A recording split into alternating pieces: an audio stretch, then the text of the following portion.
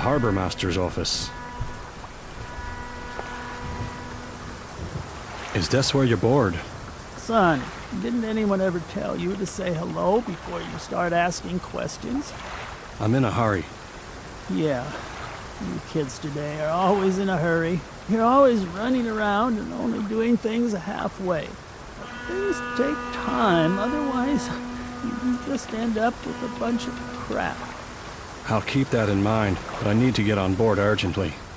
Son, I don't know what brought you and that little girl here, but this isn't a tourist port.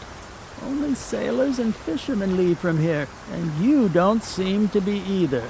If you really need a ship, you can go to Riverside.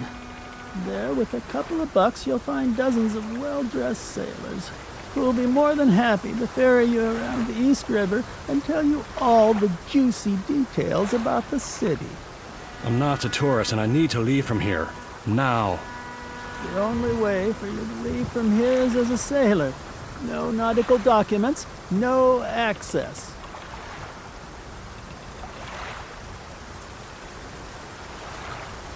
Forget about it.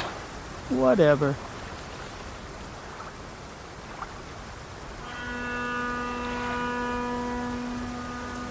John Ford, born in Portland, 1898. I'd better remember this. It will be my identity for a long time.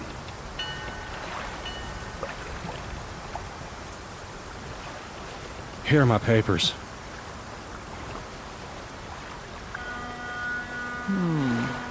So your name is John Ford. Right, a case of homonymy. What ship do you need to board, John Ford?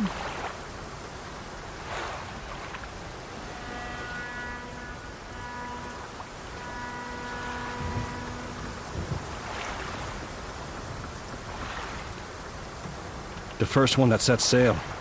Sorry, son, but you'll have to tell me the ship's name or I can't let you board.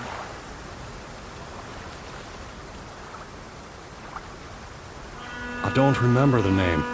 Sorry, son, but you'll have to tell me the ship's name or I can't let you board. Forget about it. Whatever.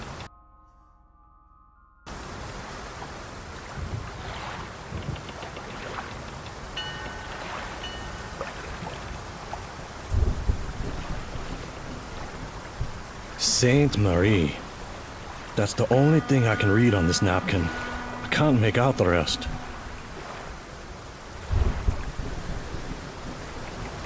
I don't think he wants to see them again.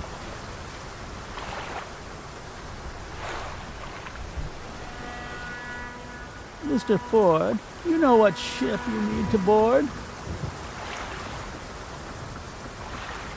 The Sainte Marie. Sainte Marie something. I don't remember the whole name. The Sainte Marie de la Mer. I know that you aren't a sailor or a fisherman, but at least try to study your part better for the next time, son. There won't be a next time. One last thing. The girl's boarding documents are in order, but her name isn't on them. Is she your daughter? Yes, she's my daughter. What's her name? Emily. Emily Ford. Okay, the documents are in order. The Sainte Marie de la Mer will dock in a few hours. Thanks. Good luck, son. You'll need it. Great.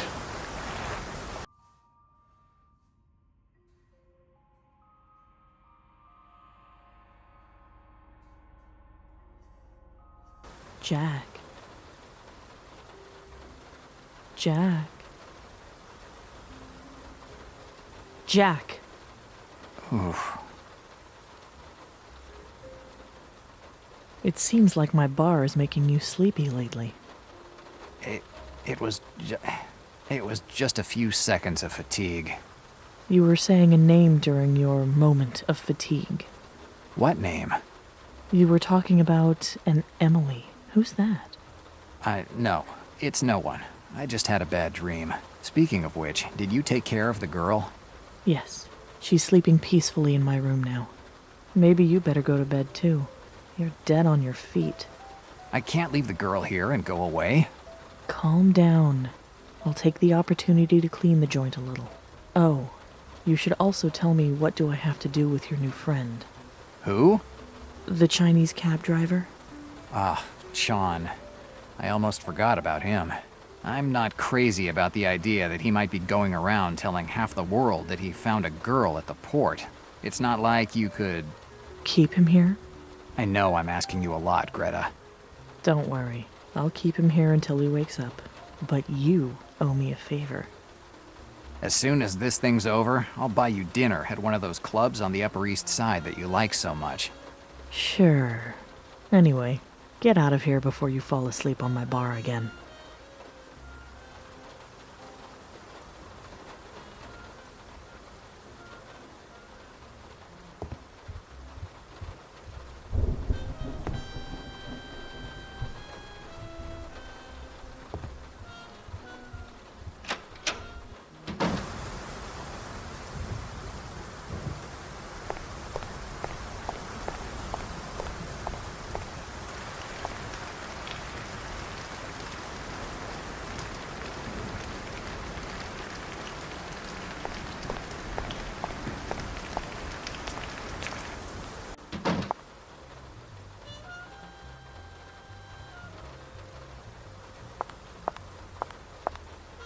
Good evening, De Niro.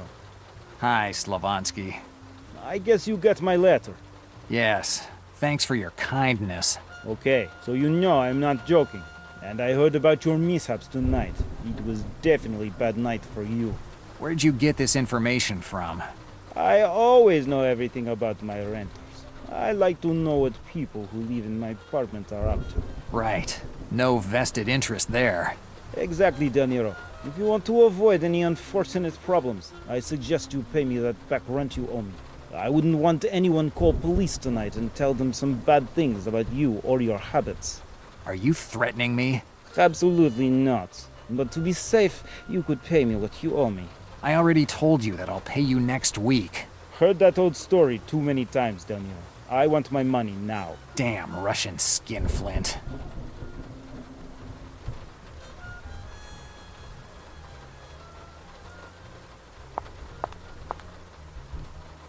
Here's your money. Okay, De Niro. This way we can get back to our pleasant owner-renter relationship, huh? Keep the money, and your pleasant relationship. Anyway, I want to show you my loyalty to renters. I find out about your misadventures from police detective. A police detective? Da, one Ballard. He woke me up in middle of night to ask about you. And when he found you weren't here, he asked to see your apartment. Did you let him in? And of course, I don't have any intention of upsetting police to protect a renter who always pays late like you, Del Niro. Tell me about this police detective. What do you want to know? What kind of guy was he? He introduced himself as Detective Ballard of State Police. He was pretty tall, had dark skin, was well dressed. He spoke kind of funny, seemed like a foreigner. What did he do when he went into my apartment? I don't know. He wanted to go in alone, but he was quick. He seemed unhappy when he left. Dannazione. Malone is trying to frame me. Who knows what that guy was hoping to find in my apartment? I'm not interested in anything else. Good. Why isn't the heat working? Problems with boiler. It doesn't want to turn on. Did you call a technician? Nah, technicians are good for nothing and want much money. Boiler is solid. A few adjustments, it'll be like new. Until it breaks down again next month. Goodbye, Slavonsky. Goodbye, Del Niro.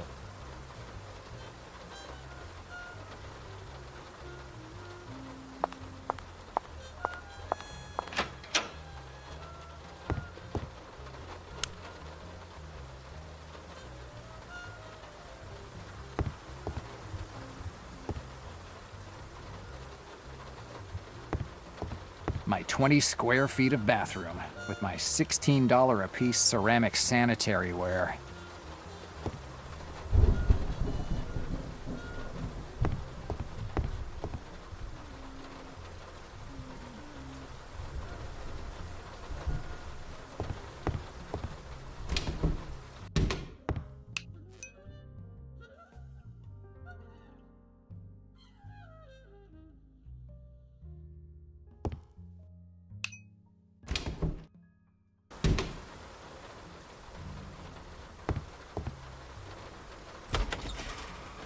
A few hours of sleep should get me back in shape.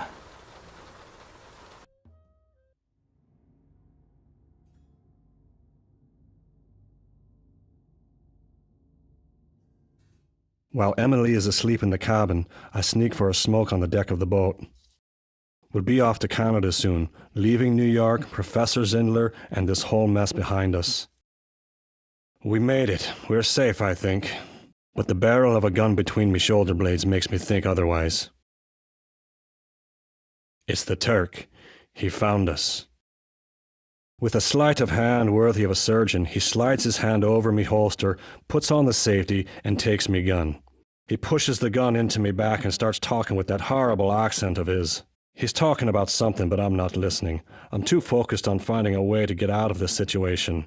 But I can't think of anything. If I make one false move, the Turk will pump my gut full of lead. All of a sudden, fortune smiles on me. A big wave hits the boat, sending it rocking. The Turk loses his balance.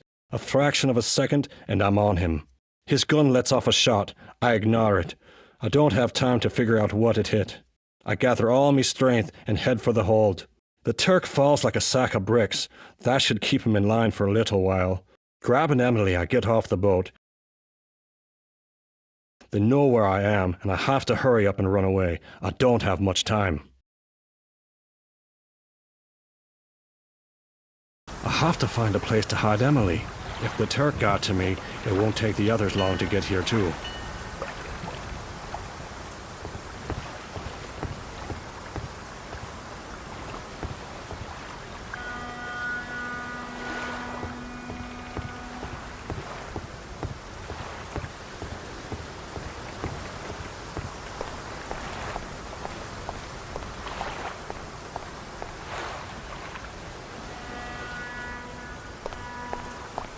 An abandoned shipyard. It's a good place to hide Emily. The door is locked with a padlock, but it's been partly corroded by salt. If I could find something to use as a lever, I could break it.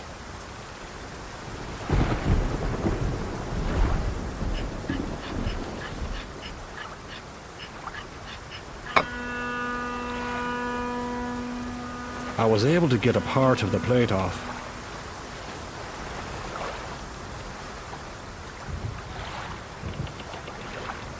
By using that piece of metal as a lever, I should be able to break the padlock. One good hit and the lock breaks without any problems. I try to get Emily to enter the shipyard, but she's afraid. I put one of my darts around her neck and I tell her we're playing a game. I'll count to 30, she has to hide, and I'll come looking for her.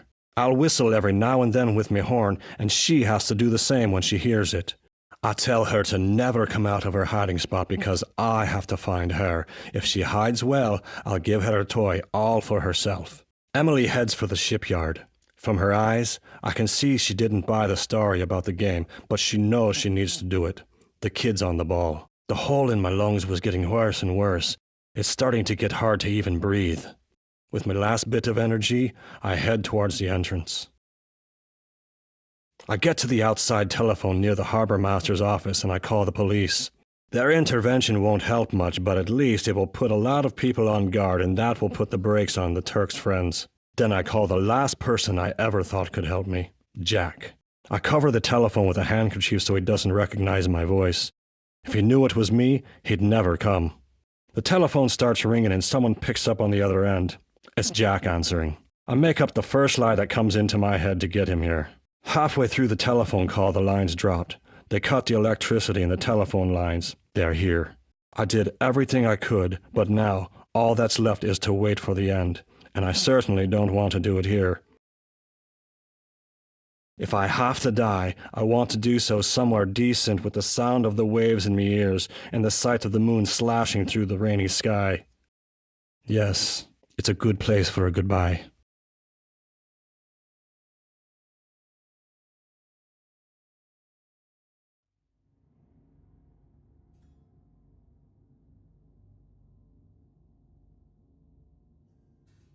Dannazione! I keep having these dreams, if you can call them dreams. They're so real. The port, the girl, Sean, and then that hitman, that Turk. It all seems to match. How is that possible? How can a dream be so real? How can a dream explain things I don't know? Maybe I better knock it off with the questions and get up. I must have slept a couple of hours. That's more than enough for a hardened insomniac like me. Come on, Jack. The night's still young, and there are people out there who would love to see you dead. And maybe one of them is the guy who last night was pretending to be Inspector Ballard. I'd better ask Slavonsky a few more questions.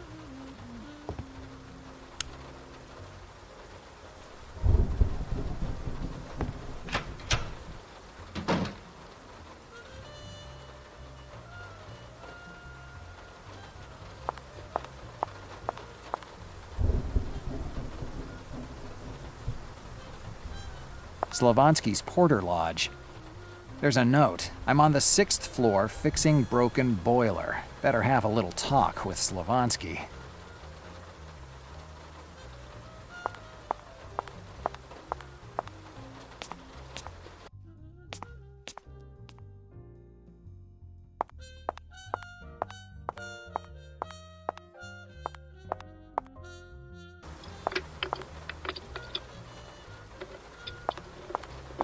Slavonsky. De Niro, I can't talk to you now. I have to work on boiler. I have to find a way to keep Slavonsky away from that wreck of a so-called boiler.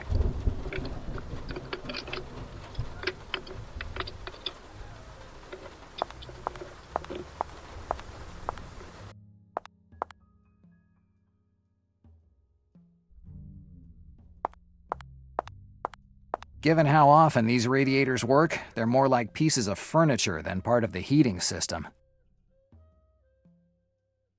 It's off.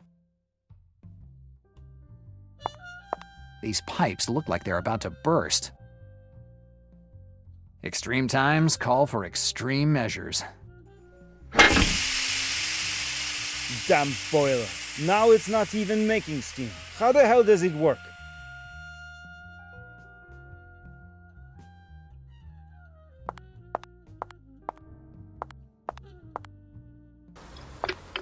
How come there's no more steam? I don't touch anything. Slavonsky. What can I do for you, Del Niro?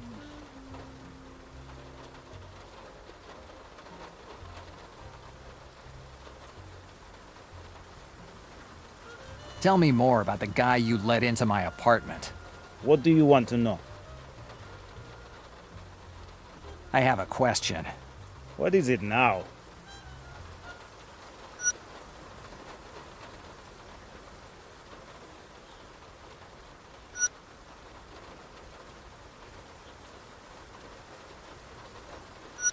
Did this Detective Ballard have a scar on his face? How do you know? It doesn't matter how I know. Did you see a scar? Yes, he had a long scar on his left cheek, now that I think of it. What does it mean? That the man that you let into my apartment wasn't a police detective. He had New York State Police badge. I can get a badge like that for a quarter. Fake badge? I could not know that. It doesn't matter. It looks like his visit to my apartment wasn't very helpful to him. I have to talk with Victoria, and I should also check the Melville docks. Maybe the guy left some trail. Goodbye, Slavonsky. Goodbye, Del Niro.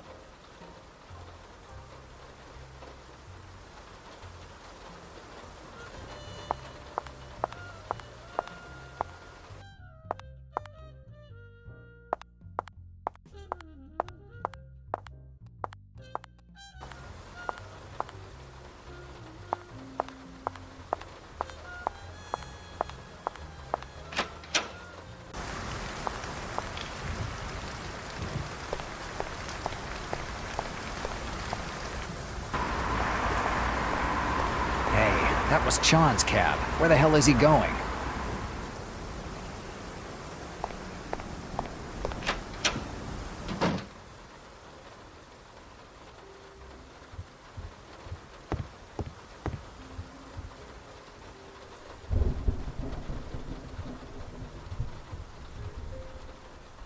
Hi, Greta. Jack, I thought you were resting. I slept enough. It hasn't even been 2 hours since you left from here. Right. I think that my insomnia is getting worse. How's the joint going? Not good.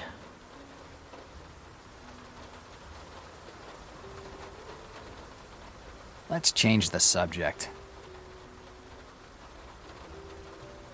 How's the girl? She's sleeping upstairs in my bed. Did you find out who she is? Nothing yet. Where did Sean go? I don't know. I stepped out for a second, and he wasn't in the joint anymore. Dannazione. Are you afraid he might go to the police and tell them everything? It would be a dumb idea, but dumb enough for him to actually go and do it. About Smiley. I hate that guy. He is often at the joint. Tell me about it. He's here every day. He always gets here at 9 p.m., sits down, orders his stupid blueberry cocktail, and plants himself there. I hate him. Do you have any idea why he always comes to your joint? Unfortunately, yes. The slimeball decided he wants to marry me. He knows that I'm having a tough time with the joint, and he hopes I'll say yes rather than end up on the street. That's so like Smiley. I didn't think he had a crush on you. I'd rather not know it either. Do you know anything about his new job? Well, he talked to me about it, but he was vague with me as well. Whatever he's mixed up in, I'm sure that there is something fishy going on. You know him. He's never had a job in his life that could be considered legal. I don't have anything else to ask you. Okay, I'm going now. Bye, Jack.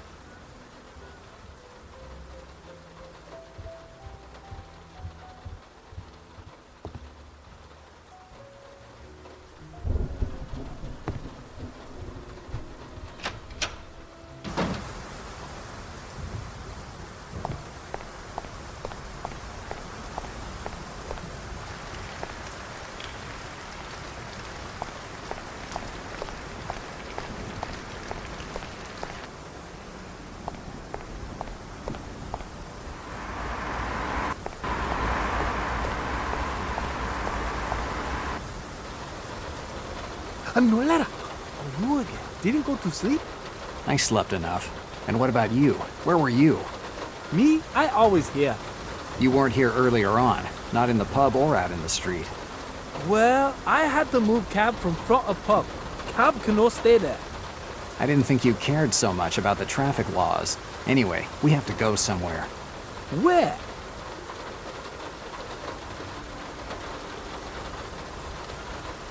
The police department, Hoboken. Received.